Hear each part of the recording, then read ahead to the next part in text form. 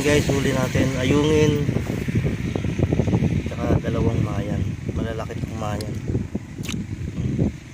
Ayungin guys, dali tayo ng ayungin.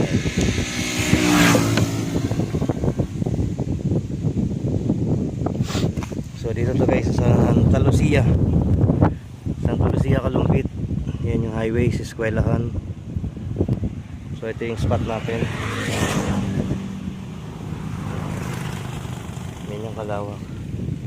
Isang rod lang ginamit ko kasi sunod-sunod yung kagat. Mahirap magsabay-sabay yung rod, kaya isang rod lang. Ayan yung spot natin. So uwi na.